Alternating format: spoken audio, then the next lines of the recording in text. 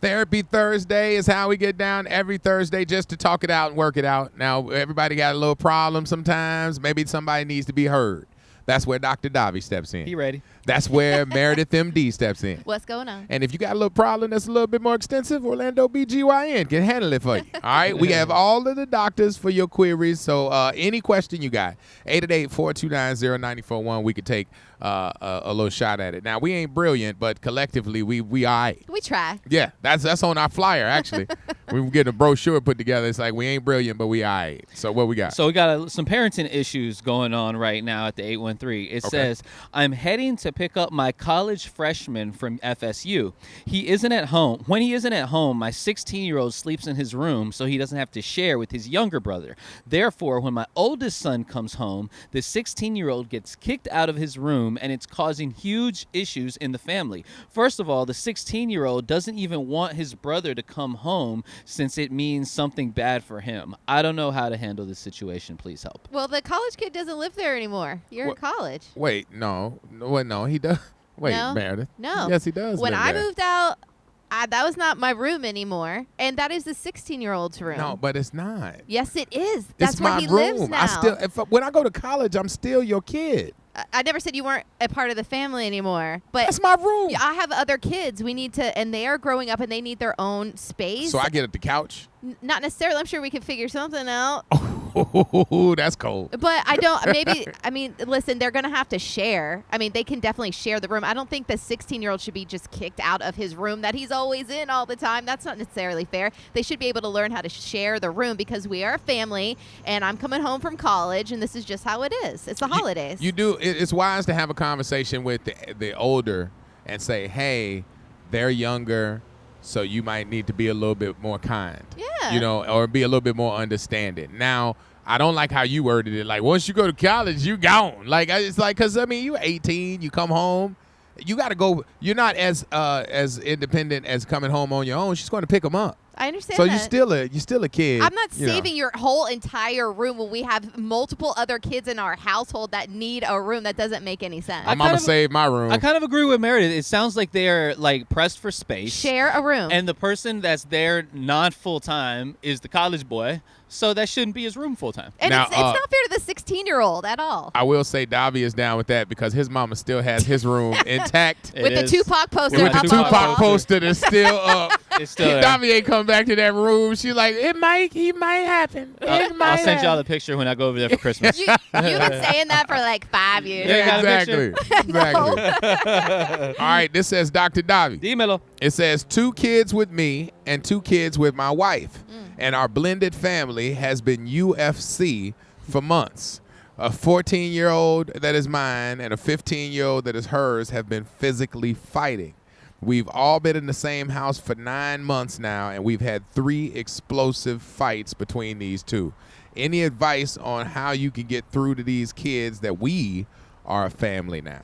You know what? It sounds very separated. These 2 are his, these ones are mine. Well, he was giving you the lay of the land. I understand, but I think we have to kind of get into the notion that everybody's. We're all one family. We're all under one roof. With young boys, there are going to be little fights and stuff. He didn't specify exactly which kids. I don't think it's as big a deal for the kids as it might be for the parents. You see your kids fighting, you're like, oh my God, this is the worst thing ever. Where the kids, they can kind of get over it a little quicker. I think you got to put your foot down, put the hammer down, and hammer time. It's got to be hammer time. And we have to end this one. These are his, these are mine, these are hers. Everybody belongs to the same family, and you gotta have to learn to get along. Yeah, you have that talk about it. I told my daughters I don't like fighting in the house, and I don't like how they talk to each other because they talk a little sassy to each other. So I've had to step in and be like, hey, I don't like how you talking to your sister. You talking to her like she a stranger. So I think if you keep reiterating the fact of family, maybe take them out with them and let them have a talk in front of you without all of the drama. Because you said you got 2 kids and 2 kids, and these 2 kids are fighting. So there's other 2 kids that are probably hyping it up. So take them out of the circle. Yeah. And go out there. Maybe put the gloves on. Craig. Just teach them about fam, and I guarantee you at some point they're gonna have each other's back. But right now it's new. 9 months. That's your blended family is hard to do. So maybe 9 months might be a little too early.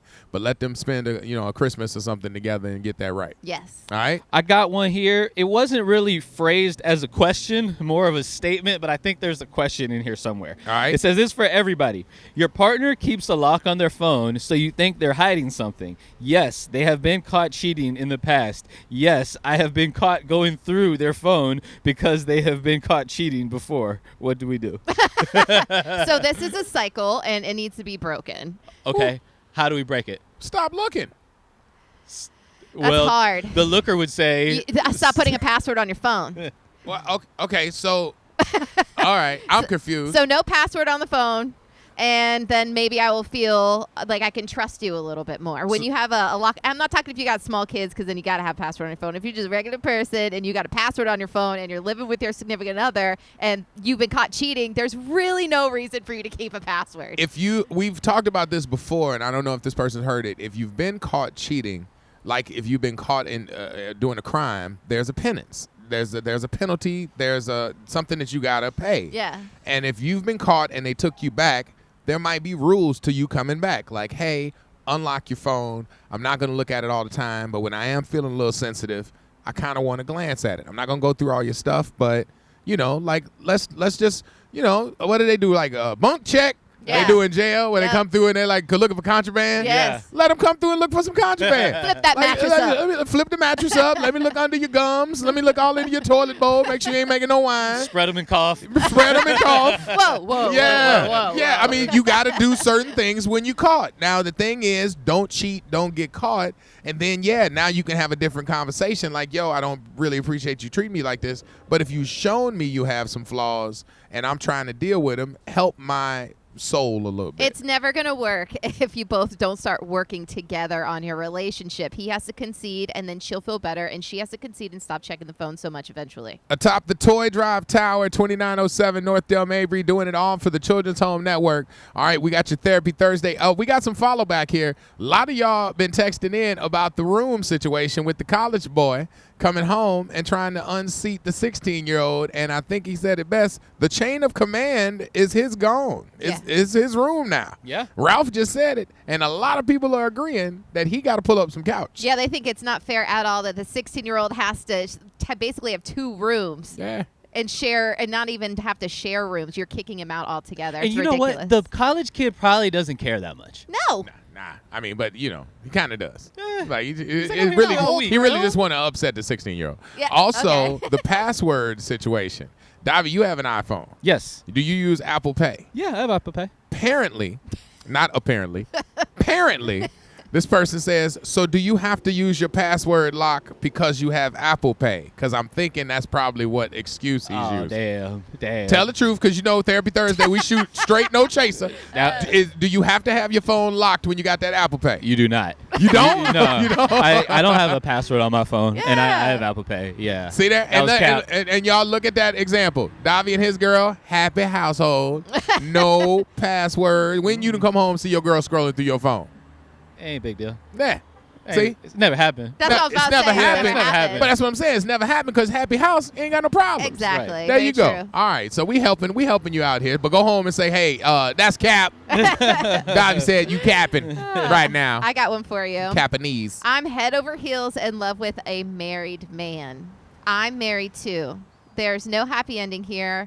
My head knows this. My heart doesn't. How do I control these toxic feelings? I really need your help. I can't avoid seeing him. There's no choice because I have to see him 3 to 4 times a week. Ooh. You started something you can't finish unless you hurt people. Oh, Basically. ouch. You started something that you shouldn't have started, and now you've gotten emotional, and that messes things up even worse. So now you got to bust up 2 families on a what if, because honestly, y'all ain't together right now, and you talking about head over heels in love. You don't know how you going to act once y'all get under the same roof. Yeah. Once you start eating the same meatloaf and same old Ritz crackers, it ain't going to be sexy no more. So do you want to tear up 2 households on a what if? No, I don't. don't think you shouldn't. Don't. I say cut this off. You told yourself at the beginning that you weren't going to fall for this man, and you did. Yep. You told yourself that it wasn't going to get ugly, and you were going to be able to cut it off, and you can't. Tell it, Davi. You need to go back to when you first made this big bad decision to mess with this married man. You told yourself all these things, and now you have to practice it. Go on, girl. You don't mess up two families. There's somebody in this situation that's going to get hurt, and maybe it's easiest for everybody if that person is you.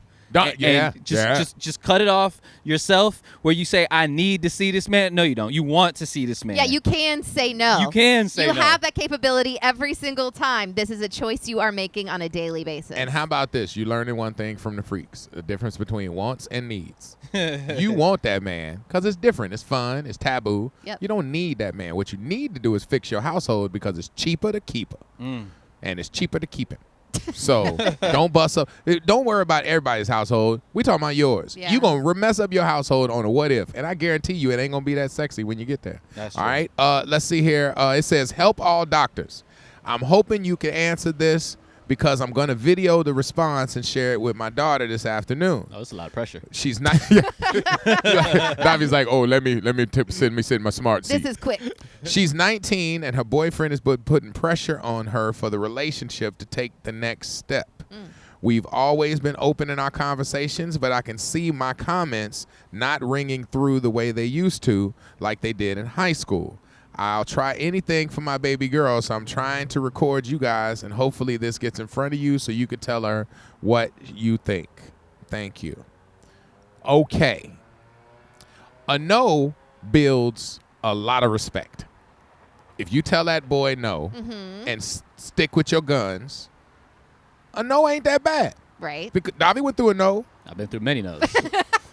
I was talking about the one with the good relationship. It kind of started with some no's. Right. No is not a bad thing. Pressure, if he loves you, that pressure is going to lighten up. He's a boy, so he has to ask. Understand that. Don't fault him for asking. But your no has to be respected. Your no has to be like, if you're contemplating it, sure, and talk to your mother because your mother has been there for you. Now you in, not, I guess you said high school, you were listening to her, but now in college, it's kind of not ringing true. Your mom is still going to be the person who's looking out for you the most. You just have more influence now with a whole bunch of more friends now, but still your mom is always the plug that is going to give you the goods. So yeah, if you want to make that decision and make that move, talk to your mom and work your way through it. But I think a no is definitely respected. Yeah. I think that's great advice for the daughter. For 1 second, I'd like to talk to the mom. I know this was for the daughter, but mom, she's 19. Your advice is going to start to weigh a little bit less than it has because at 19, sometimes you have to learn things the hard way. You have to go through that heartache and you have to learn from your own mistakes. Hearing advice from other people is all well and good, but sometimes we have to learn it the hard way, unfortunately, and that's kind of the path that it sounds like she's walking down a little bit. Just be there for her when she comes back to you, especially because you know what? There's going to come a day where she's like, Mom, I should have listened to you. Yeah. Or, Mom, you were right. And you know what? It may hurt a little bit, but it also make you feel good because you're just trying to be a good parent. I don't like y'all answers because y'all answers sound like she coming back with fingerprints on her. Like it sound like y'all just done gave her to the streets. It happens like nowadays. Mama trying to keep her off the streets, and y'all just kind of gave her a room in the streets. She also needs to live her life at the same time. Not at 19. You didn't make some mistakes ever growing up and not listen to your dad. That's exactly or why mom. I'm supposed to point them out for this girl and for my daughters and for your daughters and all that. Nah, that boy, any boy asking somebody at 19 something, ask me again when I'm 21. There was a quote that my dad used to tell me all the time. It was an old man quote, but it went something like, when I was 20 years old, I was surprised by how little my parents knew. When I was 30 years old, I was surprised by how much they had learned. And I think this is one of those situations. Yeah, there you That's go. that old man wisdom right there. That's that old man play right there. Ba-bam. Damn, he dropped the mic right there. The mic has been dropped. Like you came from this brilliance right here. You know that. I feel like you need this audio to send your dad. Dad, you rubbed off on me. Yeah, listen here. I used your quote on my show. On your radio program? Yep. We do a radio show to everybody but Navi's dad. He's like, so your radio program, what did you discuss today? All right, Therapy Thursday is a wrap. Y'all know what we do. We'll come back and talk a little bit more about the Toy Drive Tower and how you can help us. All right, hold on. It's Wild 94.1.